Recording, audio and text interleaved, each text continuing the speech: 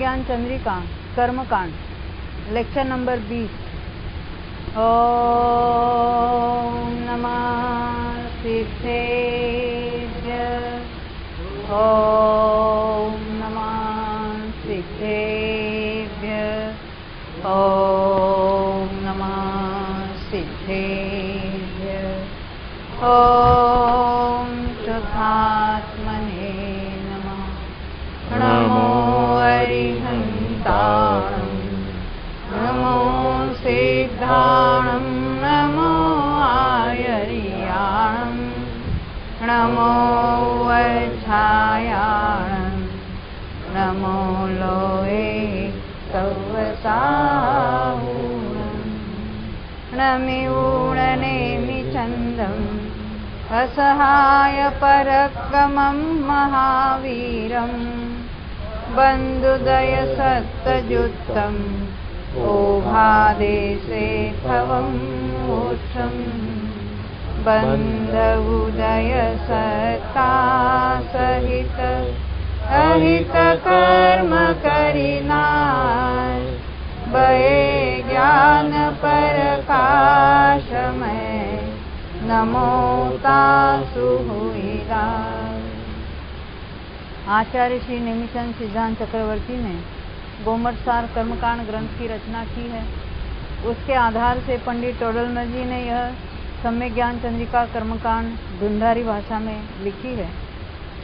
उसी का यह हिंदी अनुवाद हम पढ़ रहे हैं और पृष्ठ है 106 106। अभी अपना प्रकरण गुणस्थानों में विक्षिप्ति का चलेगा। हमने देखा था कि कौन से पहले हमने प्रकृतियों का हिसाब देखा था। वो कल एक बात रह गई थी। हाँ, गुणस्थान के नाम पूछने के सकते कौन बताना चाहेगा? गुणस्थानों के नाम तेजल आप बताएंगे? कल नहीं थे ना? हाँ हाँ, बोलो बोलो। मिथ्यात्व, शासादन, मिश्र, हाँ हाँ, प्रमत्त संयत कहो या विरत कहो। प्रमत्त संयत, अप्रमत्त संयत कितने हुए? 7। हाँ हाँ हाँ हाँ, कोई भी कहो। उपशांत मोह, उपशांत मोह कहो तो क्षीण मोह कहो। हाँ हाँ, बहुत अच्छा। नैन्सी भाई भी गिन रहे तो आपने भी याद करके लाया है। बहुत अच्छा, बहुत अच्छा, बहुत अच्छा। अभी आप कहेंगे। हाँ हाँ हाँ हाँ, कोई बात नहीं। हाँ, बिना देखे बोलो। हाँ हाँ हाँ हाँ हाँ,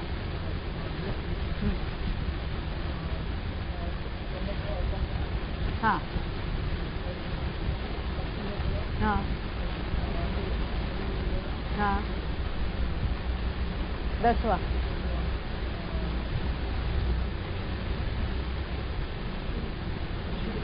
सूक्ष्म सा।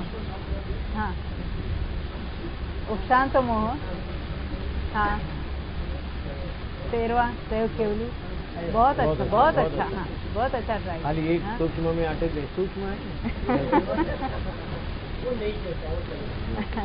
बहुत अच्छा। अभी किसको याद नहीं हाथ उठावे। सबको याद हो गया ऐसा समझते हैं भाई? आपको याद है क्या? हाँ, बहुत अच्छा। चलो आगे बढ़ो। चलो आगे बढ़ेंगे। बहुत अच्छा, क्योंकि गुणस्थानों में अभी ये सभी बातें, यहाँ से गुणस्थानों की चर्चा चलेगी। कहाँ कितनी प्रकृतियों का बंध होता है, कहाँ कितने का उदय होता है, उसकी बातें चलेगी। तो गुणस्थान ही नहीं पता होगा तो आगे क्या चल रहा है, इधर से जा रहे हैं, चलेंगे ना माथे के ऊपर से। अभी यहाँ कल हमने ये बात देखी थी कि कौन से गुणस्थानों में कितनी प्रकृतियाँ बंध योग्य है। टोटल प्रकृतियाँ 148 देखी थी। उसमें से हमने 26 निकाल दी, अभेद रूप से कर दी।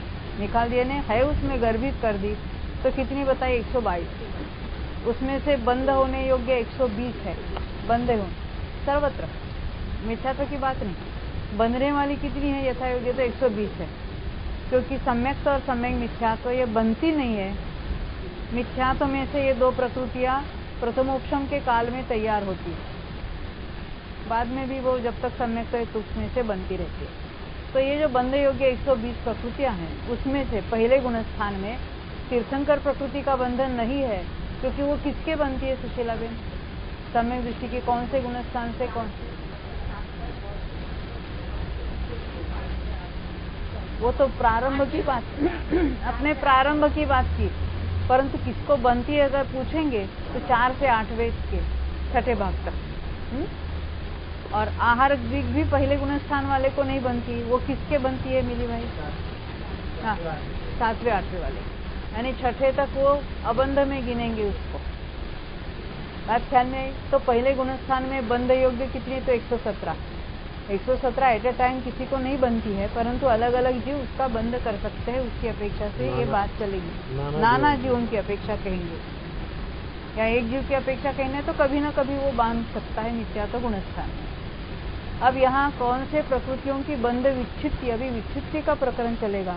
विच्छित्ति का अर्थ होता है कि उस गुणस्थान में ही वो बंधने योग्य है, ऊपर कहीं भी नहीं बनती, ऊपर के गुणस्थानों में। तो कहेंगे उस पर्टिकुलर गुणस्थान में उसकी बंध की विच्छित्ति हुई। हाँ, लास्ट तक। इसका अर्थ क्या है? उसका अर्थ नहीं कि वो हाँ, वो उसका लास्ट स्टॉप। हाँ, तो अभी कौन से गुणस्थान में कितनी विच्छित्ति होती है? तो पहले में कितनी, दूसरे में कितनी? हमने कल गाथा पढ़ी थी, तो पहले में कितनी देखी थी हमने? बोलो 16, दूसरे में 25, तीसरी में यहाँ लिखा था नभ यानी आकाश, आकाश यानी 0 0, फिर 10, फिर 4 कहाँ देखी थी? 5वें में 4, छठे में 6, 7वें में 1, 8वें में है तो 36, और उसका विभाजन करना है 2, 3 और 4, 9वें में 5, 10वें में 16, 10 नहीं 16। यार प्रकृतियों का बंध होता था, उसके ऊपर के गुणस्थानों में नहीं होगा, तो कहेंगे 16 की बंध विच्छित्ति वहीं पर हो गई। फिर 13वें में 1 जो बनती थी साता वेदनी, वो भी बंधना रुक जाएगा। अभी हम उसके नाम वगैरह वो तो विस्तार से भी यहाँ से प्रकरण चलेगा। तो कल हमने 94 नंबर की गाथा पढ़ी थी, उसको फिर पढ़ के फिर आगे बढ़ेंगे। इसमें केवल संख्या क्रम से लिखी है, वो हमें समझना है पहले गुणस्थान में कितनी बंध विच्छित्ति, दूसरे में कितनी है, क्योंकि उन्होंने क्रम से बता दिए। देखो फिर पढ़ेंगे। अभी जब आप पढ़ेंगे तो आपको ख्याल में आएगा, जो हमने संख्या देखी है वही यहाँ बता रहे हैं। 16 हाँ संस्कृति पढ़ो नहीं, अभी शुरू किया ना। 16 पण विषणभम 10 चौछक्के बंध वो छिन्ना दुगति सचदुर पूवे पण 16 जोगिनो एको 16 पंचविंशति नभदश सहस्र षडेकैकं बंध व्युच्छिन्ना द्विके त्रिंशच्चतस्रः अपूर्वे पंचषोडश योगिन एका। टीका। मिथ्यात्व गुणस्थान में 16 प्रकृतियां बंध से विच्छित्ति रूप होती है, वहाँ वो बंध योग्य है, ऊपर कहीं भी उनका बंध नहीं पाया जाएगा, तो उसको कहेंगे बंध की विच्छित्ति।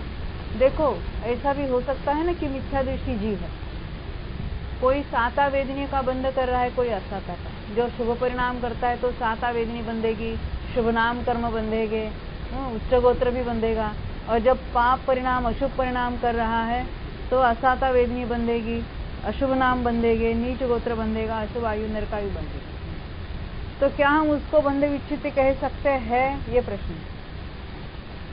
जब तक शुभ बंध कर रहा है तब तक अशुभ का बंध नहीं कर रहा है वो जीव उस काल में, तो उसको बंध विच्छित्ति कहेंगे कि नहीं कहेंगे? नहीं कहेंगे, क्योंकि वो तो अंतर्मूर्त काल तक उसने नहीं बांधा है। कायम के लिए तो जब तक मिथ्यात्व चल रहा है तब तक कभी साता बांधेगा, कभी असाता बांधेगा, कभी शुभ प्रकृति बांधेगा, कभी अशुभ, वो तो पलटते रहेगा। उसको बंध विच्छित्ति नहीं कहेंगे। तो बंध विच्छित्ति कब कहेंगे? जब ऊपर के गुणस्थानों में जाएगा और इसमें से विशिष्ट प्रकृतियां बंधने से ही रुकेगी, तब हम उसको कहेंगे उसकी बंध की विच्छित्ति हुई। क्योंकि जब तक मिथ्यात्व है तो मिथ्यात्व का अनंतानुबंधी का बंध चल रहा है। तो वेरिएशन कहाँ हो रहा है? पुण्य और पाप प्रकृति में थोड़ी बहुत, सभी भी नहीं, उसमें से बहुत सारी पाप भी बंध रही है, तो उसको बंध विच्छित्ति नहीं कहेंगे। ये बात है। अभी हम आगे पढ़ेंगे कौन कौन सी प्रकृतियां है, कितनी कितनी है। मिथ्यात्व में कितनी देखिए अभी तेजल? 16। मिथ्यात्व में तो इनका बंध है, सासादनादि ऊपर के गुणस्थानों में इनका बंधन नहीं है। अर्थ ख्याल में आ रहा है? दूसरे में भी इनका बंधन है, तीसरे में, चौथे में, कहीं पर भी नहीं, मात्र मिथ्यात्व में ही इनका बंध है। फॉर एग्जाम्पल अभी हम देखेंगे नरकायु है, नरक गति, वो कहाँ बनती है? तो पहले गुणस्थान वाले को बनती है, ऊपर कहीं नहीं बनती है। एकेंद्रीय संबंधी जो कोई प्रकृतियां वो यहीं पर बंधेगी।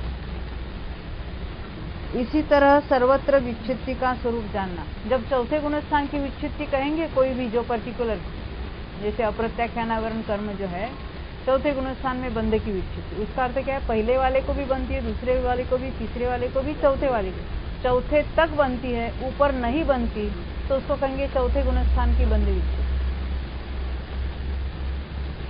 ये ख्याल में आया तो आगे की बात सब आसान है। विच्छित्ति का अर्थ ख्याल में आया तो आगे की बात अभी सरल है। सासादन में 25 प्रकृतियां विच्छित्ति रूप होती है। मिश्र में शून्य कहने से विच्छित्ति का अभाव है, यानी जितनी बनती थी उतनी आगे की, यानी जितनी सासादन वाले को बनती थी उसमें इतनी भी बंधेगी, यहाँ पर भी बंधेगी, उसमें से उल्टा कुछ कम बंधेगी इस गुणस्थान पर। यहाँ कुछ बंध का अभाव नहीं होगा, यहाँ पर तो विच्छित्ति नहीं होती, कुछ विच्छित्ति शून्य है। असंयत में 10। अब 4 गुणस्थानों के हमको बताना है। नितिन भाई बोलो, पहले में, दूसरे में, तीसरे में, चौथे में। बहुत अच्छा, बोलो मिली भाई। हाँ हाँ हाँ, चौथे गुणस्थान में 10। तो कोई जीव पहले गुणस्थान में से चौथे में गया तो उसके कितनी प्रकृतियों की कैसे? पहले की 16, दूसरे की 25, तीसरी की 0, तो सब मिलकर कितनी हुई? 41 प्रकृतियों के बंधे विच्छित्ति हुई। कोई जीव पहले गुणस्थान से डायरेक्ट 5वें में गया तो उसके कितने प्रकृतियों की बंधे की विच्छित्ति हुई? बोलो बापा बोलो। हाँ हाँ, कैसे? पहले की हमने 41, हाँ 16, दूसरे के 25, तीसरे के 0, चौथे के 10, तो कितनी हो गई टोटल? 51।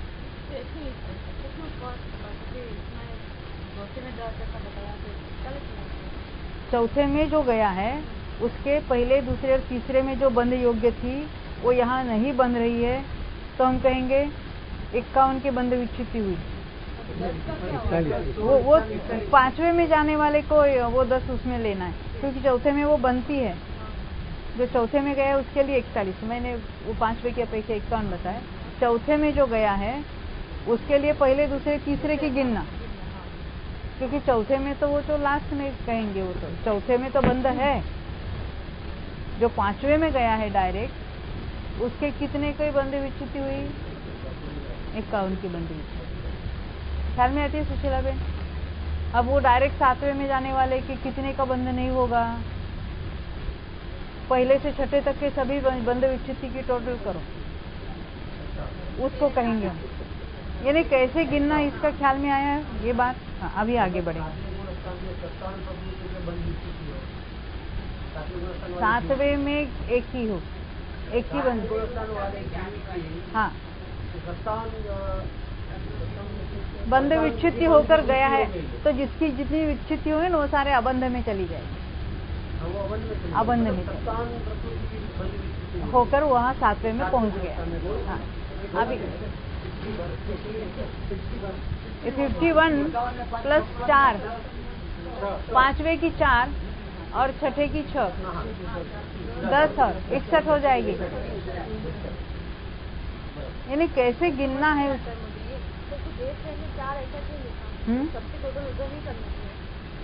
देखो, पहले से चौथे में गया है तो चौथे वाली जो 10 विच्छित्ति होती है वो कब होती है? चौथे के बाद होती है। यानी चौथे में तो 10 का बंध है। जैसे मिथ्यात्व में 16 की है, यानी 16 बनते हैं मिथ्यात्व में। दूसरे वो 16 नहीं बंधेगी। सासादन में जो जीव है उसको वो 16 प्रकृति बंधेगी नहीं, जो डायरेक्ट ऊपर जाते हैं ना, क्योंकि वो पहले से दूसरे में, दूसरे से तीसरे में ऐसा तो चढ़ता नहीं है। डायरेक्ट पहले से चौथे में पहुंचा है, तो पहले 3 गुणस्थानों में जो कोई वहां बंध योग्य थी तो वो तो वहां नहीं बंधेगी, यानी वो जो विच्छित्ति रूप हो गई है वो नहीं बंधेगी। उसमें से कितनी नए बंधेगी या कितनी बंधना छूट भी जाएगा, वो तो बात आगे करेंगे। जैसे तीसरे गुणस्थान में आयु का बंध नहीं है, चौथे गुणस्थान में वापस आयु का बंध होगा, वो तो हम क्रम से देखेंगे। अभी तो हमारा विच्छित्ति क्या है इसको समझना है। हाँ, वो आई ना बात। ये उदाहरण आप कहते, उदाहरण कह दो कि विच्छित्ति चौथे में हुई क्यों कह रहे थे, पहले में हुई क्यों कह रहे, पहले में तो बंध रही है ना, तो बंध की विच्छित्ति क्यों कह रहे? तो कहते हम सब देवलाली में गए थे, तो कोई आया बम्बई से, कोई आया वहां औरंगाबाद से, तो बिछुड़े कहाँ हम? अरे देवलाली में तो साथ में थे, बिछुड़े कहाँ? बोलो भाई। आप सांता क्रूज से आए साइन में, आप तारदेव से आए साइन में, आप सैंडल्स रोड से आए, तो बिछुड़े कहाँ हम? साइन में बिछुड़े? अरे साइन में तो इकट्ठे थे, साइन में तो मिले हैं, तो हम कहाँ बिछुड़े कहते? जहां मिले हैं वहीं पर बिछुड़े कहते। ये कहने की पद्धति है कि नहीं? हम जहां इकट्ठे हुए थे वहीं बिछुड़े। एक्चुअली बिछुड़ना कब होगा? जब आपने साइन छोड़ा तब बिछुड़े। जब आपने साइन छोड़कर आप रास्ते पर गए तभी हम कहेंगे बिछुड़े। ये कहने की पद्धति, इसको द्रव्यार्थिक और पर्यायार्थिक नहीं कहते। उसी को यहाँ का जो नाम है उसको उत्पाद अनुच्छेद और अनुत्पाद अनुच्छेद का है। वो जो आगे के पैराग्राफ में आएगी बात ये, क्योंकि वो शब्द वहां लिखेंगे तब हम पढ़ेंगे। ये कथन पद्धति का फेर है। देखो अभी हम क्रम से जाएंगे। मिथ्यात्व गुणस्थान में 16 प्रकृतियां बंध से विच्छित्ति रूप होती है। फिर मैं पढ़ रही हूँ। मिथ्यात्व में तो इनका बंध है सासा दनादि, यानी दूसरा तीसरा चौथा सब ऊपर के गुणस्थानों में इनका बंध नहीं है। इनका यानी किसका? 16 प्रकृतियों का। वो कौन सी, वो अभी आगे जाके देखेंगे। इसी तरह सर्वत्र विच्छित्ति का स्वरूप जानना। सासादन में 25 प्रकृतियां विच्छित्ति रूप होती है, यानी सासादन वाले को तो बनती है, सासादन वाले को बनती है, यानी पहले वाले को भी बनती है और दूसरे वाले को भी बनती है, परंतु तीसरे चौथे ऊपर कहीं नहीं बनती है ना। जहां जिसकी विच्छित्ति है उसके नीचे गुणस्थानों में तो बनती है, वहां वो नहीं बनती। मिश्र में शून्य कहने से विच्छित्ति का अभाव है, यानी कोई विच्छित्ति रूप नहीं हुई, बंध तो चल रहा है यथायुग। असंयत में 10, देश संयत में 4। ये कौन कौन सी जब देखेंगे तो ख्याल में आ जाएगी आपको। प्रमत्त में 6, अप्रमत्त में 1। अपूर्वकरण के 7 भागों में से उसके अगर हम 7 भाग करेंगे इक्वल, तो पहले भाग में 2, यानी पहले भाग में वो बन रही है, दूसरे तीसरे वगैरह भागों में नहीं बंधेगी, तो ये 2 की विच्छित्ति हुई पहले भाग में। दूसरे से 5 भाग तक 0, यानी कोई विच्छित्ति नहीं हुई। छठवें भाग में 30 और 7वें भाग में 4। अनिवृत्तिकरण में 5, सूक्ष्म सांप्राय में 16, उपशांत मोह और क्षीण मोह में 0, यानी नास्तिक, विच्छित्ति नहीं है, बंध है। वहां एक साता वेदनी का बंध चल रहा है, परंतु बंध की विच्छित्ति नहीं हुई है। संयोग केवली में 1, यानी वहां भी वो साता वेदनी का बंध हो रहा था, संयोग में है अयोग में नहीं है, तो हम कहेंगे संयोगी में उसकी बंध विच्छित्ति हुई। तो संयोगी में बंध विच्छित्ति हुई, अयोगी में कितनी होगी बंध विच्छित्ति? वहां बंध ही नहीं है। हाँ, तो सभी प्रकृति बंध से विच्छिन्न हो गई संयोग के अंत में ही। तो अयोग केवली में बंध भी नहीं और विच्छित्ति भी नहीं है। वहां विच्छित्ति के कथन में 2 नए हैं जो अभी मैंने बात की थी। एक है उत्पादानुच्छेद, उत्पाद अनुच्छेद, और एक है अनुत्पाद अनुच्छेद। उत्पाद अनुच्छेद यानी जहां उसकी सत्ता है वहीं पर उसका अभाव कहेंगे। अनुत्पाद यानी जब नहीं रहेगा तब उसको कहेंगे अभाव हुआ, जब अभाव हो गया तब कहेंगे अभाव हो गया, जब है तब अभाव नहीं कहेंगे। ये 2 नए आते हैं। देखो वहां उत्पाद अनुच्छेद का नाम द्रव्यार्थिक नय है, यानी वो किस एंगल से हम बात कर रहे हैं। अभी हमने देखा ना, कहाँ बिछुड़े, जहां मिले वहीं पर बिछुड़े कहने की पद्धति। तो उत्पाद अनुच्छेद नाम द्रव्यार्थिक नय का है। इस नय के अभिप्राय से तो जहां अस्तित्व है वहीं पर विनाश कहते हैं। जो नहीं था तो विनाश क्या कहेंगे? यानी जहां अस्तित्व यानी उत्पाद रूप जहां है वहीं पर उसका विनाश कहते हैं, क्योंकि जहां अस्तित्व ही नहीं है वहां बुद्धि में कैसे आए? इस नय की अपेक्षा बात करें, जब बुद्धि में नहीं आएगा तब वचन से अगोचर होने पर अभाव है इस तरह का व्यवहार कैसे किया जा सकता है? अभाव कोई पदार्थ नहीं है, क्योंकि अभाव को जानने वाला सम्यक ज्ञान नहीं है, प्रमाण नहीं है। प्रमाण है वे अस्तित्व रूप वस्तु ही को जानते हैं। उनकी नास्तित्व रूप वस्तु में कैसी प्रवृत्ति होगी? यदि उनकी नास्तित्व रूप वस्तु में भी प्रवृत्ति हो जाए तो गर्दभ के सींग नास्तित्व रूप है, उनमें भी सम्यक ज्ञान की प्रवृत्ति होगी, परंतु वह तो बनता नहीं। ये दृष्टांत देके समझा रहे। इसलिए जहां अस्तित्व पाया जाए वहीं पर नास्तित्व कहना योग्य है। ये द्रव्यार्थिक नय का कथन है, किसी अपेक्षा से बात चल रही है यहाँ पर, क्योंकि दूसरा भी नय है और दोनों ही नय सम्यक ज्ञान के अंश है। नहीं तो एक ने एक पक्ष पकड़ लिया, दूसरे ने दूसरे, चलो वाद शुरू हो गया। उसकी बात नहीं, नय से वस्तु को समझना आवश्यक है। कथन भी किस नय से होता है उसकी बात करके अगर समझेंगे तो वस्तु स्वरूप जानने में सरल हो जाएगा। पुनश्च अनुत्पाद अनुच्छेद नाम पर्यायर्थिक नय का है। अनुत्पाद, वहां उत्पाद कहा यानी अस्तित्व, यहाँ अनुत्पाद यानी नास्ती हो गई तब कहेंगे वो बिछुड़े। जब एक दूसरे से सेपरेट होने पर कहेंगे वो बिछुड़ गए। इस नय के अभिप्राय से जहां सत्व न हो वहीं पर अभाव कहते हैं। सत्व यानी सत्ता, क्योंकि सद्भाव के होते हुए अभाव का विरोध है। पुनश्च सद्भाव के निषेध बिना अभाव होता नहीं। ऐसा भी नहीं है कि कर्मों का नाश नहीं है, क्योंकि घाती अघाती कर्म सर्वत्र नहीं पाए जाते। यानी अभाव भी पाया जाता है कहीं ना कहीं, क्योंकि वो कर्मों का अभाव होकर जीव सिद्ध हो जाता है, तो अभाव तो वस्तु है, वो पाया जाता है। पुनश्च सद्भाव है वह अभाव रूप नहीं है, क्योंकि सद्भाव का और अभाव का परस्पर विरोध है। जहाँ सद्भाव है, जहाँ उत्पाद है, वहाँ व्यय उसी का व्यय नहीं है। इसलिए जहाँ नास्तित्व पाया जाए वहीं पर नास्तित्व कहना योग्य है। जब नास्तित्व हो गया तब कहेंगे, जब बंधन नहीं रहा तब कहेंगे विच्युति हुई। अब जहाँ पर है तभी वहीं पर विच्युति कह रहे हो तो कहेंगे वो द्रव्यार्थिक नहीं का कथन। कथन में डिफरेंस क्यों आता है? वो कहते जब बंध नहीं होगा तब कहो बंध की विच्युति हुई, जब है तब क्यों कह रहे हैं? तो इसलिए पहले वो किस नय से कथन है उसकी बात बता रहे। स्यादवादवत में दोनों नय अविरोधी है। क्या कहा? स्यादवाद का अर्थ क्या होता है माधवी? स्याद यानी कथन, किसी अपेक्षा, किसी वाद यानी कथन, किसी अपेक्षा से ने अपेक्षित जो कथन होता है उसमें दोनों नय अविरोधी है। वो विरोध नहीं है, अपनी अपनी अपेक्षा से बात करने का अलग अलग तरीका है, कथन पद्धति है।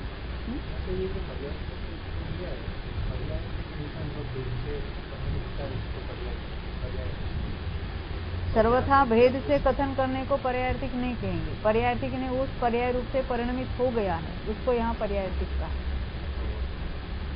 क्योंकि वो व्यय रूप हो गया, नास्तित्व रूप हो गया, तब उसको पर्यायर्थिक कहा। यानी वहाँ बंध का अभाव हो गया है, तब मिथ्यात्व का बंध पहले में है, अस्थि रूप है, और दूसरे गुणस्थान में वो नास्तित्व हुआ। बंध का अभाव इस अपेक्षा से कहेंगे तो कब हुआ, तो दूसरे में हुआ कहेंगे, पर्यायर्थिक नहीं कहेंगे। क्योंकि जहाँ ऑलरेडी नास्तित्व यानी अभाव है वहीं पर अभाव कहेंगे। जहाँ वो पर्याय में वो अभाव हो गया है तभी उसको कहना ये पर्यायर्थिक नहीं।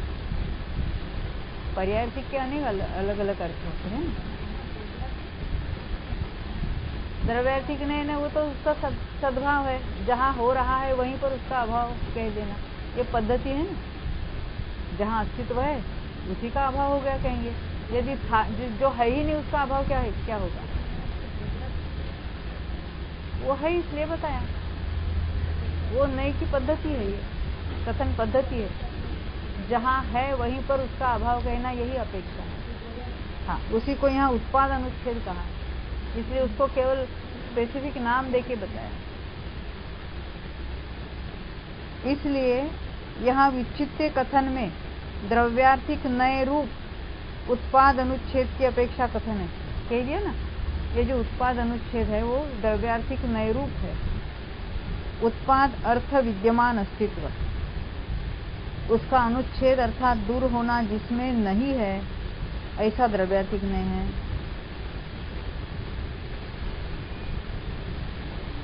इस तरह इस नय की अपेक्षा अपने अपने गुणस्थान के अंतिम समय में विच्छित्ति कही, यानी उस गुणस्थान में उसका बंध है, अंतिम समय में विच्छित्ति कही है। इसका अर्थ है उसके ऊपर के गुणस्थानों में नहीं। अंतिम समय का अर्थ ऐसा नहीं लेना कि पहले से कहाँ कहाँ जाता है उसको अंतिम समय, वैसा नहीं लेना, क्योंकि पहले से दूसरे में जाता ही नहीं है, तो पहले का अंतिम समय कैसा कहेंगे 16 की विच्छित्ति के लिए। इसलिए पहले में सर्वत्र उसका बंध है, ऊपर कहीं भी नहीं है, उसको कहेंगे पहले के अंतिम समय। ये कथन का तात्पर्य समझना आवश्यक है। पुनश्च यदि पर्यायर्थिक नय कहे तो उस अंतिम समय के पश्चात जो अनंतर समय हो वहां उन प्रकृतियों का नाश कहते हैं। अंतिम समय का अनंतर यानी अभी दूसरे गुणस्थान में कहना पड़ेगा नाश हो गया, उस पर्यायर्थिक नय से कहेंगे तो। अब यहाँ सर्वत्र द्रव्यार्थिक नय की अपेक्षा ही लगा के कथन करेंगे, नहीं तो आप कहेंगे किस नय से बात कर रहे हैं, क्या कहने हैं। पहले उन्होंने क्लियर कर दिया, यहाँ उत्पाद अनुच्छेद की बात कहेंगे। जिस गुणस्थान में बंध है उसी गुणस्थान तक वो बंध है, ऊपर कहीं नहीं है तो कहेंगे उस गुणस्थान में उसके बंध की विच्छित्ति हुई। इसलिए क्लैरिटी हो गई है, थोड़ा थोड़ा समझ में आया ना। हाँ, जैसे अब ये दृष्टांत देंगे तो और समझ में आएगा। लौकिक व्यवहार में भी हम देखते हैं कि कोई पुरुष एक शहर में साथ थे, जैसे हमें सायन में सब साथ है, हम देवलाली में सब साथ है, उनमें से एक पुरुष अन्य शहर गया, वहां उसे पूछा कि तुम कहाँ बिछुड़ गए, तब उसने कहा कि मैं अमुक शहर में बिछुड़ गया। अभी हमने सायन की बात की है, कहाँ बिछुड़े तो सायन में बिछुड़े, जहां उनका संयोग था वही बिछुड़ना कहा। वैसे यहाँ भी विच्छित्ति का स्वरूप जानना। अभी और ज्यादा समझ में आया ना, पहले थोड़ा थोड़ा समझ में आता था तेजल। यह तो द्रव्यार्थिक नय का अभिप्राय है। पुनश्च उसी पुरुष ने पूछने पर ऐसा कहा, मैं अमुक शहर को छोड़कर इस शहर में आया, तब उनसे बिछुड़ गया। वहां तो हम साथ में थे, जब मैं यहाँ आया तब बिछुड़ गया। इस तरह इस कथन में जहाँ उसके संयोग का अभाव हुआ वहीं पर बिछुड़ना कहा, मैंने पर्याय में जब वो अभाव रूप हो गया तब उसको बिछुड़ना कहा। उस तरह अबंध में बंध का अभाव जानना, यहाँ पर्यायर्थिक नय का अभिप्राय है। यानी प्रत्येक गुणस्थान में जहाँ अबंध कहते, बंध का अभाव जहाँ है उसी को वहां पर अबंध कह दिया। अब इनके नाम देखेंगे। ये उत्पाद अनुच्छेद अनुत्पाद अनुच्छेद वो तो यहाँ ही खत्म हो गया, बस इतना ही। हाँ, यहाँ तो हमने जो संख्या देखी 16, 25, 0 वगैरह वगैरह, उनके नाम बताएंगे। हाँ, रोज रोज सुनेंगे तो ख्याल में आ जाएगा। हाँ, अब उन्हीं विच्छित्ति रूप प्रकृतियों के नाम 8 गाथाओं द्वारा कहते हैं। 95 नंबर की गाथा। मिच्छत्त हुंड संढा संपत्ते यक्षथावरादावं सुमतियं वियलिन्दी निरयतु निरयाउगं मिच्छे मिथ्यात्वहुंड षण्ढा सम्प्राप्तैकाक्षस्थावरातपः सूक्ष्मत्रयं विकलेन्द्रियं निरयद्विनिरयायुष्कम्। मिथ्यात्व, कुंडक संस्थान, नपुंसक वेद, असंप्राप्त सुपाटिका सहन। कौन से 4 नाम बताए नरीन भाई? कुंडक क्या? हाँ, असंप्राप्त सुपाटिका सहनन। पहले हमने संस्थान और सहनन देखा था। यहाँ 6ठे नंबर का संस्थान और 6ठे नंबर का सहनन है।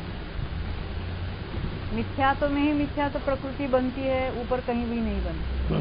तो मिथ्यात्व बोलो आपको पूरा मुंडक संस्थान, तीसरी बात नपुंसक वेद, और चौथा असंप्राप्त अश्रुपाटिका, ऐसा उसका नाम है एक्चुअल।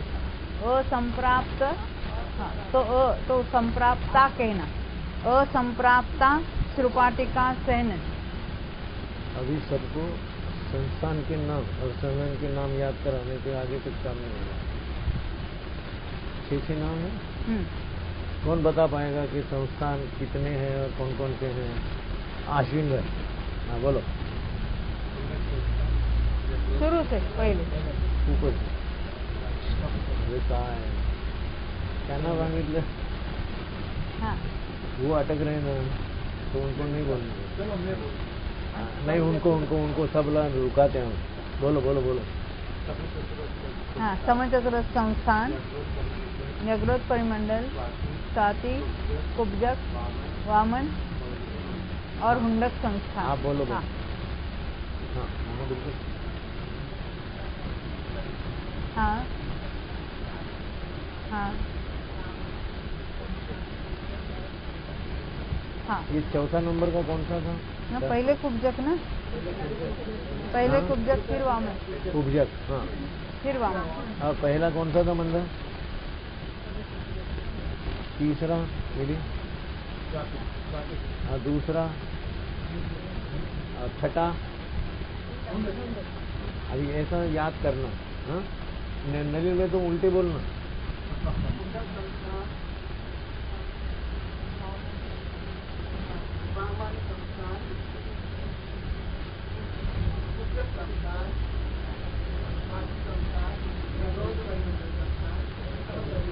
बहुत अच्छा, ये सबको याद हो गया। अभी आरविंद में बताना चाहते थे। हाँ, ऊपर से नीचे।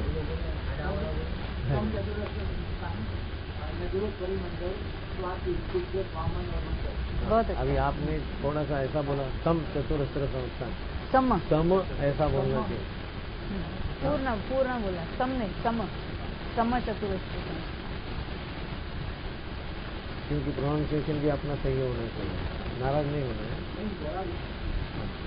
अभी कौन सा रह गया? सहनन कौन बताना चाहेगा? सबको ये कब से तैयार है? हाँ बोलो। हाँ, हो गया एक। हाँ, दूसरा वज्र नाराज सहनन। बोले नहीं, कोई नहीं बोले, मैं हाथ जोड़ता हूँ सबके नाराज सामने। सहनन,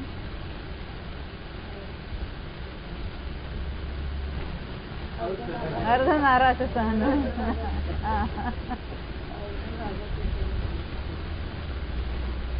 अभी 2 ही रह गए। हाँ, दिव्या बहन आप कीलिक और असंप्राप्ता श्रुपाटिका सहनन। हाँ, दिव्या बहन बता रही है। असंप्राप्त अश्रुपाटिका यानी असंप्राप्ता श्रुपाटिका।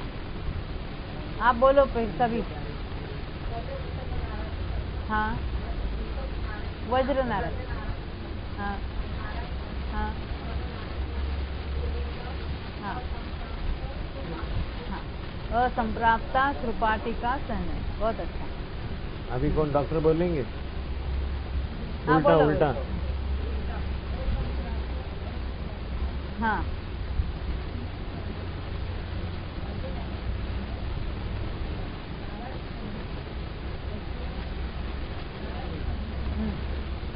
बहुत अच्छा। हाँ। इस तरह ही हमने संस्थान और सहननों के नाम देखे। आपको क्या आएगा उसमें से? संस्थान दोनों के दोनों बताएंगे? बोलो बोलो। हाँ बिल्कुल, ट्राई करना। हाँ, संस्थान, हाँ, एक मिनट रुकना। हाँ, बराबर। एक मिनट हाँ, रुकना, बराबर है। स्वाति तक आई आप, आगे के 3 बोलो। बात करने से कुछ नहीं याद आने वाला है। हाँ, ध्यान हाँ। यहाँ दो, मिली के साथ कभी मत बैठो, बिल्कुल नहीं बोलने का। यहाँ जो चल रही वो बात चलने दो। बीच में आपस में कोई एक दूसरे का शिक्षक भी मत बनो और शिष्य भी मत बनो। You are disturbing others too. ये बात कितनी बार मैं बोल चुका हूँ, बोलूंगा तो बोलने वाला खोटा, और जो आपस में बड़े बड़े थे वो बहुत साधु है। अभी इसको बोल रहे हैं तो आपको अटेंड करना चाहिए, वो क्या बोल रही है, कौन सी मिस्टेक कर रही है या सही बोल रही है। ये तरीका नहीं है सीखने का। हाँ बोलो बेटा।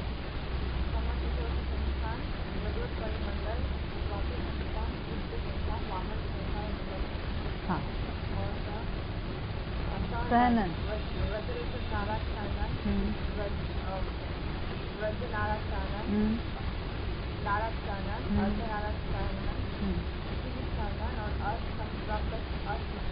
बहुत अच्छा।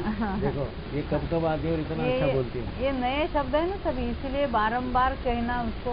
ये इसलिए याद करने, यहाँ उन्होंने बताया छठा छठा, यानी सहनन में भी छठा और संस्थान में भी छठा। तो छठा क्या होता है? ये तो आपको आसान हो, इसलिए मैं तरीके बता रही हूँ इसमें। हाँ? परंतु ये छठा मालूम नहीं होगा तो हम कहने से कुछ नहीं होगा, और याद भी नहीं होगा। तो हमने 4 कौन से देखे अमोल? मिथ्या तो गुणस्थान की 16 प्रकृति हम देखने जा रहे हैं, उसमें से 4 देखी हमने। मिथ्या तो 4 प्रकृतियां कौन सी बंदे की विकसित हुई, ये हमने पढ़ा था। हाँ, तो उसमें फिर संस्थान और सहनन की बात आई थी। उसमें 6 नंबर का संस्थान भी देखा था, 6 नंबर का सहनन भी देखा था, और भी 2 प्रकृतियां देखी थी। माधवी आपको याद है? मिथ्यात्व नहीं।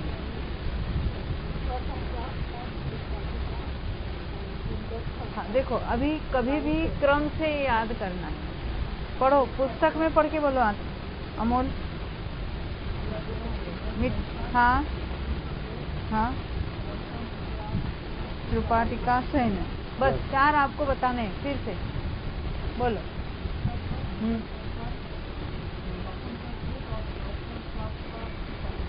ये क्या पढ़ रहे हैं हम? बंध विच्छित्ति, बहुत अच्छा। 16 बंध विच्छित्ति होती है, उसमें से 4 हमने देखी। कौन सी 4 देखी नितिन भाई? क्या? हुंडक। हाँ, हुंडक संस्थान, नपुंसक वेद और असंप्राप्ता श्रुपाटिका सहनन। ख्याल में आई बात? बोलो। प्राप्ता श्रुपाटिका सहनन, हाँ हाँ, ये 4 देखिए। अभी आगे पढ़ेंगे। एक मिनट, सुशीला को बोलना। हाँ सुशीला बेन बोलो।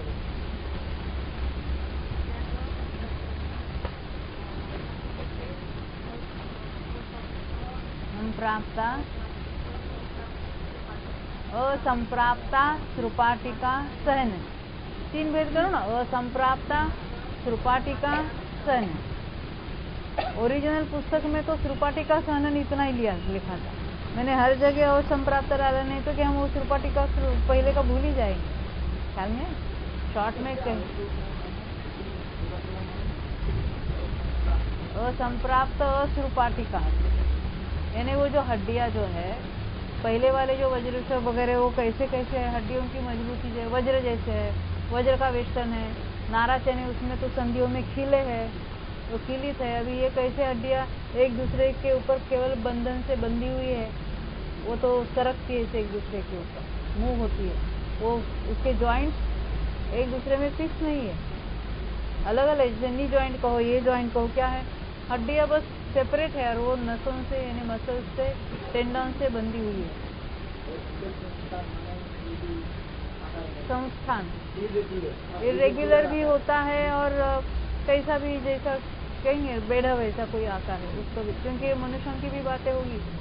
मुंडक संस्थान मनुष्यों में भी पाया जाएगा, 6 संस्थान मनुष्यों में भी होंगे। हाँ, अब आगे बढ़ेंगे। 4 हमने देखे प्रकृतियां, अब आगे देखना है। एकेंद्रिय, स्थावर, आतप, ये 3 एक साथ याद करना। कौन से 3? हाँ, एकेंद्रिय, स्थावर और आतप। उसके आगे के 3 सूक्ष्म, अपर्याप्त और साधारण। बोलो तेजल। सूक्ष्म, अपर्याप्त और साधारण। हाँ, तो आतप यानी आतप प्रकृति किसको कहना? ये जो सूर्य विमान है, वहाँ के जो पृथ्वी का एक जीव है, बादल पृथ्वी का एक जीव, तो उनमें आतप यानी तेज सहित वो प्रकाश भी है और उसमें उष्णता भी है। ऐसा शरीर जिनके है उसको आतप प्रकृति के कारण है, ऐसा कहेंगे। अग्नि में उष्णता है वो आतप के कारण नहीं है, वो उष्णता उनके औदारिक शरीर के जो स्पर्श गुण की वहां पर वैसी पर्याय है, परंतु आतप नाम वैसा वो उसमें तेज भी है ना, चमक भी है वैसी, तो ये आतप प्रकृति कहते हैं। उद्योत नाम की एक प्रकृति वो आगे चल के आएगी अभी दूसरे गुणस्थान में, तो वो तो कैसे ऐसा इन्हें उष्णता वाला नहीं है, शांत, जैसे चंद्रबिंब का है या जुगनू का शरीर है या अन्य चमकीले जो कुछ मच्छी वगैरह ऐसी मछली आती है, तो उसको कहेंगे उद्योत। नाम कर्म के उदय से वो शरीर की वैसे रचना होती है। तो हमने देखे थे एकेंद्रिय, स्थावर, आतप, सूक्ष्म, साधारण, अपर्याप्त, ये 6 नाम बताने हैं आपको। सूक्ष्म, अपर्याप्त, साधारण, 6 नाम कौन कहेंगे? हाँ बोलो बाबा। हाँ, एकेंद्रिय, स्थावर, आतप, आतप, हाँ हाँ, सूक्ष्म, अपर्याप्त, साधारण, सूक्ष्म, अपर्याप्त, साधारण, क्रम से हमें याद रखना अच्छा है। हाँ, 6 नाम कौन बताएंगे? नैन्सी भाई आप बताएंगे? पढ़ के बोलो। हाँ बोलो बोलो। हाँ हाँ हाँ, साधारण। दिव्या भी ना बोलो। हाँ, एकेंद्रिय, स्थावर, आतप, सूक्ष्म, अपर्याप्त, साधारण। सुशीला बहन बोलो। हाँ हाँ, आपको पहले से बोलो, मिथ्यात्व से लेकर पहले हमने 4 देखी थी और अभी 6 देखी है। हाँ हाँ,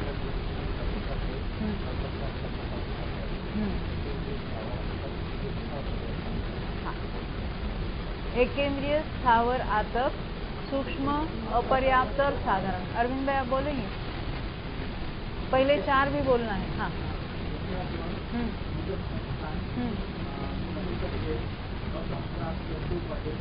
हाँ, बराबर है, साधारण, बहुत अच्छा। ये हमने अभी तक कितनी देखी? 10 देखी ना, पहली 4 देखी और अभी ये कितनी हुई? 10 हो गई। अभी कितनी रहेगी? 6 रहेगी। हाँ देखो, द्विंद्रिय, तीन्द्रिय, चतुरेंद्रिय, ये तो आसान है ना। एकेंद्रिय संबंधी तो हमने 6 देखी, द्विंद्रिय, तीन्द्रिय, चतुरेंद्रिय 3 और देखी और 3 रह गई। अब नरक संबंधी है, नरक गति, नरक गत्यानुपूर्वी और नरकायु। नरक द्विक हो गए ना, नरक गति और नरक गत्यानुपूर्वी दोनों को नरक द्विक कहते हैं। और नरकायु, क्योंकि ये द्विक वाली वो नाम कर्म की प्रकृति है और नरकायु सेपरेट है, इसलिए नरकायु अलग है। देखिए यहाँ पर एक बात बताई जा रही है कि पहले 4 तो हमें याद करने हैं और वो 4 का एक ग्रुप हमने किया 4 और 6 का कर दिया और 6 में एकेंद्रिय संबंधी के 6 हैं और आगे वाले विकलत त्रय के 3 हैं और बाकी नरक के 3 हैं, नरक से संबंधित ऐसे 3 हैं। ये जब हम ऐसा डिवीजन करते हैं तो याद होने में आसान हो जाता है, इसलिए वो क्रम से ऐसा ही याद करेंगे। पहले हमने 4 देखे, कौन से 4 माधवी? मिथ्यात्व, मुंडक संस्थान, नपुंसक वेद, त्रिपाठिका, सेना। फिर एकेंद्रिय संबंधी 6 बोले लक्ष्मी। हाँ, साधारण। उसके बाद विकलत्रय संबंध, हाँ, द्विंद्रिय, तीन्द्रिय, उसका अर्थ क्या है? द्विंद्रिय जाति, तीन्द्रिय जाति, चतुरेंद्रिय जाति, ये नाम कर्म के भेद चल रहे हैं। हाँ सुशीला, हाँ, नरक गत्यानुपूर्वी, गति के साथ गत्यानुपूर्वी लगाना, नरकायु, ये 3 सब बोलो। नलिन भाई। हाँ, मुंडक संस्थान, आगे एकेंद्रिय नहीं, विशेष भाई बोलो। हाँ, आतप, फिर देखो देखो, बादर क्यों नहीं लेना? बादर तो पंचेंद्रिय के साथ भी बनती है, यहाँ स्थावर प्रकृति यहीं तक बनी है। हाँ, सूक्ष्म साधारण। हाँ, द्विंद्रिय, तीन्द्रिय, चतुरिंद्रिय और नरक गति, ज्ञानपूर्वी और नरकाई। देखो ये ऐसी प्रकृतियां ली कि मोक्ष अशुभ जो है वो पहले में पहले बंधना रुक जाती है। समझे ना? इसके आगे बंधेगी तो कौन से पंचेंद्रिय बंधेगी? अभी एक इंद्रिय भी नहीं बंधेगी, द्विंद्रिय भी नहीं बंधेगी, तीन्द्रिय भी नहीं बंधेगी, चतुरिंद्रिय भी यहीं पर सारी है और नरक भी नहीं बंधेगी। परंतु एक इंद्रिय संबंधी शुभ है, वह है शुभ प्रकृति। परंतु जो एक इंद्रिय पर्याय बांध रहे हैं उसके साथ किसी को आतप भी बंधेगी, या कीर्ति भी बंधेगी।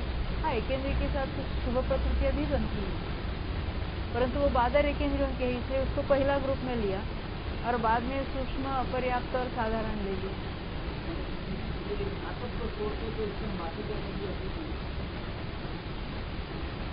ये जो है ना इसमें से, हाँ, सब अशुभ ही है,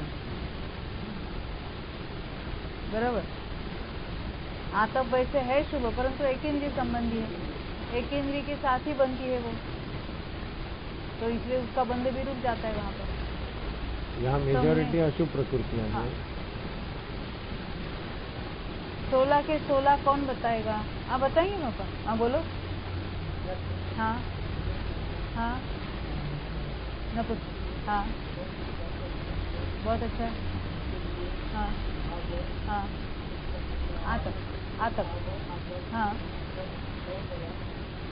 हाँ हाँ हाँ। पहले नरक गति कहना,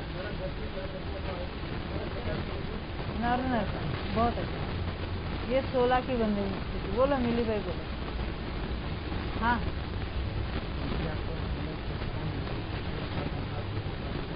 हाँ।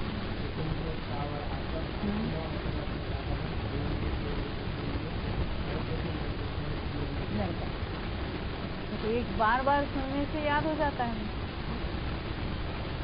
देखो हम यहाँ हमने देखा ना अभी,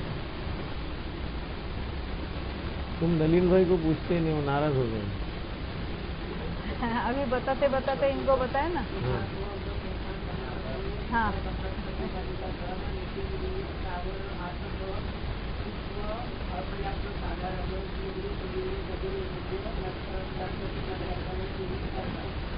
क्या रह गया? सब हो गया।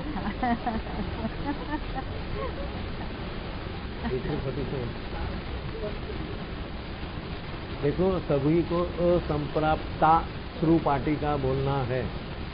असंप्राप्ता, या तो असंप्राप्त अश्रुपाटिका बोलो, वो बेटर एक ही रखे ना, असंप्राप्ता श्रुपाटिका।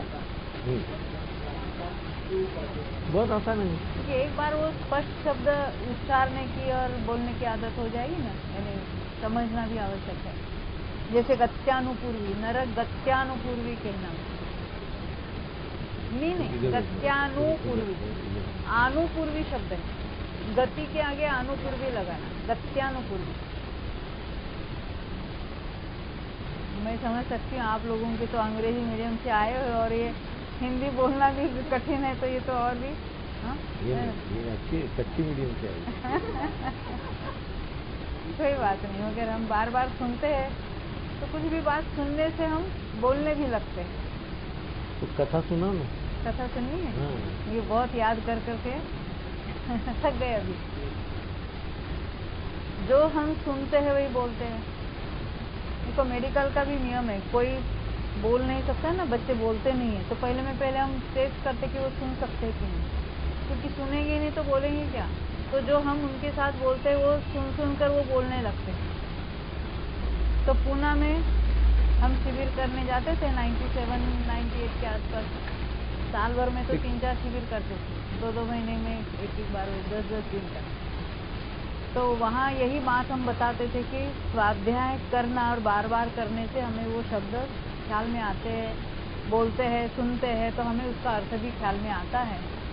क्योंकि हम कुछ नहीं याद रहता है, कुछ नहीं समझते, ऐसा कहते ना, एक बार सुनते तो क्या नहीं, क्या हमने सुना, ये बहुत हार्ड है, हमारे लेवल की बात नहीं, ऐसा करने लगता। तो वहाँ मैंने एक कथा सुनाई। यानी उनको जो मैंने बताया था वो आपको भी बता देती हूँ। तो हमारे तो कोई लड़का नहीं है, 2 लड़कियां हैं, इसलिए सोचा कि हम एक लड़का गोद ले लें। तब तक तो हम अमल को नहीं जानते थे, तो उसी को ले लेते ना, बहू भी मिल जाती और लड़का भी मिल जाता। तो हम गए, एक अनाथालय में गए, ऑर्फनेज में, और बहुत सारे बच्चे थे कि हमने ऐसा नक्की किया था एक छोटा बच्चा लेके आएंगे अपने घर। तो हमें एक बच्चा पसंद आया, तो हमने नक्की किया उसको गोद ले लेंगे। एक डिफिकल्टी थी, 3 महीने का था। हाँ, 2 महीने का ही था, 2-2.5 महीने का। तो एक डिफिकल्टी थी। क्या डिफिकल्टी थी नैन्सी भाई? वो मद्रासी बच्चा था।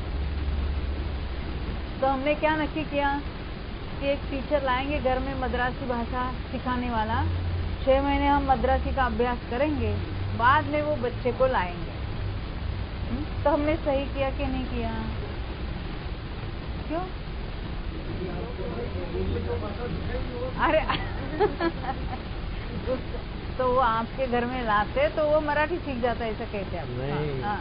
तो उस लेक्चर में एक समाज सेविका आई थी। हाँ, वो तो बाद की बात ना। हाँ, नहीं, वो अच्छी है ना, वो अच्छी, वही की इम्पोर्टेंट है। हाँ। तो रात के 10:30 बज गए, क्योंकि हमारे सारे लेक्चर वगैरह होते थे 9-9 बजे तक। तो जहाँ हम ठहरे थे वहाँ एक महिला आई, यहाँ की, बम्बई की, और वेल एजुकेटेड, और समाज कार्य में बहुत नाम था उसका। यानी दिगंबर समाज में बहुत रिनाउंड फोरमोस्ट लेडी। 2 के कान एकदम खड़े हो गए। तो वो आके पूछी, हाँ बोलो। तो हमसे आपको पूछना है। मैं बोला क्या, मैं आप इतनी आई हो बम्बई से इतना सीखने के लिए? कोई बात नहीं। बोले वो मद्रासी बच्चे का क्या हुआ?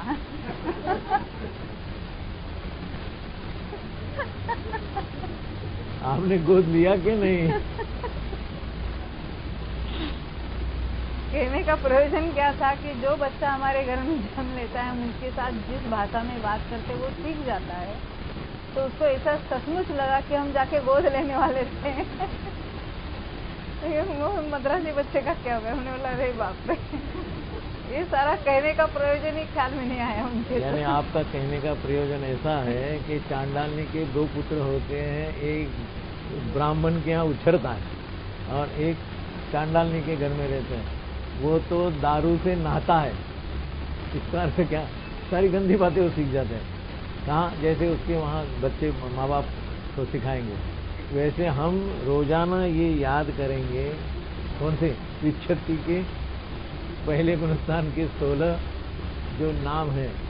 तो आज नहीं, कल नहीं, परसों लिख के रखना हाथ में। जब भी टाइम मिले देखना, फिर जेब में रखना, फिर याद करना। नहीं आता है देखना, फिर जेब में रखना। कभी भी कल शाम तक को सबको याद होना चाहिए। होगा भी, उसमें क्या? अभी हो गया ना 2-5 जन के, तो अभी याद हो गया। हाँ, डॉक्टर साहब बोलना साहब। हाँ बोलो।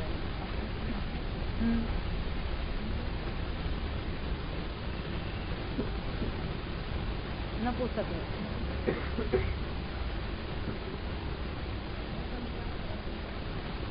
सहन।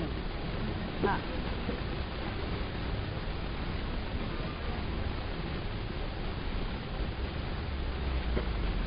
हाँ,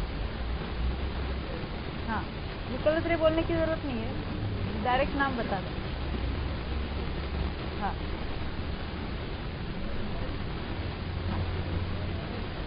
तो नरगति, नरगत्यानुकूली, नरकायु, इस तरह से आप खोल कर मन में रखना कि नरक संबंधी 3 है, विकलेत्रे की 3 है, एकेंद्री की 6 है और पहली 4। तो ये आसान एक तरीका बता दिया आपको कैसे याद करना। आगे जरा पढ़ लेते हैं, देखो फिर पढ़ूंगी मैं शुरू से। 95 की टीका।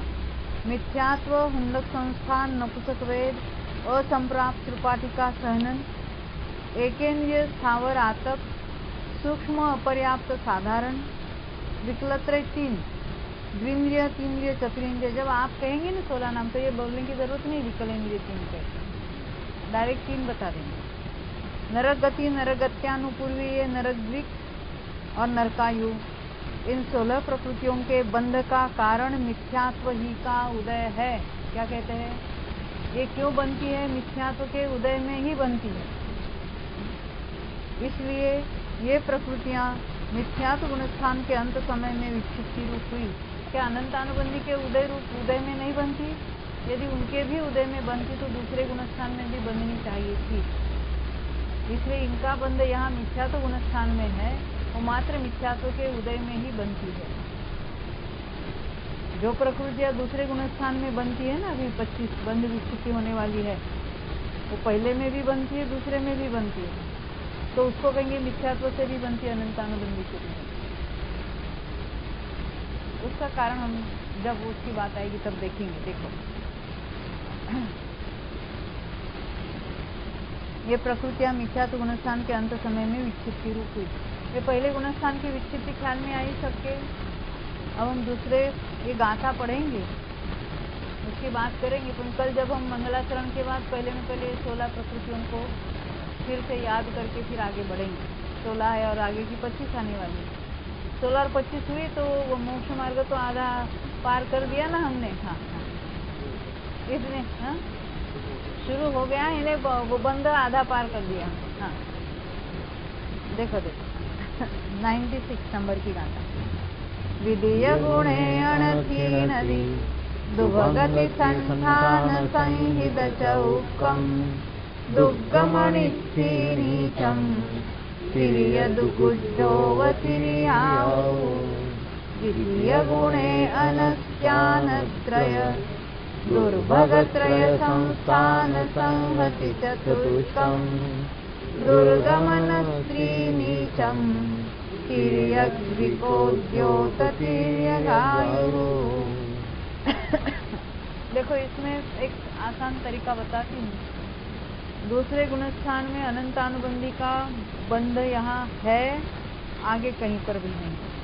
उदय भी है, बंध भी है, तो यहाँ उसकी बंध की विक्षिप्ति होने वाली है। तो अनंतानुबंधी के 4, यहीं पर 3 निद्रा लेना है। 5 निद्रा में से जो गहरी वाली निद्रा वो यहाँ पर कह रही। कौन सी? ध्यान वृद्धि, निद्रा निद्रा और प्रचरा प्रचरा। 4 कषाय हुए, अनंतानुबंधी 4, 3 निद्रा। उसके बाद दुर्भग दुस्वर अनादे, इन्होंने यहाँ पहले लिया था, हमने याद किया था, बाद में किया था। फिर अभी हमने जो संस्थान और सहनन याद किए ना, बीच वाले 4 लोग। छठे तो हमने ऊपर लिए, कौन से छठे? हुंडक संस्थान और असंप्राप्त सुपाटिका सहनन। यहाँ पर संस्थान में निग्रोध परिमंडल साधिक उपजक वामन लेना, और सहनन में पहला छोड़ के वज्र नाराज, नाराज, अर्धनाराज और कीलित ले। 4 कषाय लिए, 3 निद्रा लिए, दुर्भग दुस्वर अनादे लिया, और फिर क्या क्या लिया? 4 संस्थान, 4 सहनन। उसके बाद अप्रशस्त विहाय गति, श्री वेद और नीच गति। अभी अलग अलग है, फिर भी उसको याद रखेंगे 3 को एक साथ। और तिर्यंश संबंधी, तिर्यंश गति, तिर्यंश गत्यानुपूर्वी, तिर्यंश आयु और उद्योग। क्योंकि उद्योग जो प्रकृति है वो तिर्यंश गति वालों में ही पाई जाती है। जहाँ तिर्यंश गति का बंध का विच्छेद हुआ, उद्योग का भी बंध का विच्छेद हो जाता है। यही दूसरे गुणस्थान तक बनती, ऊपर कहीं भी नहीं बनती। अब इसको हम कल पढ़ेंगे। जावाणी के ज्ञान से तुझे लोकालो, सोवाणी मस्तक नमो सदा देत हो। तेज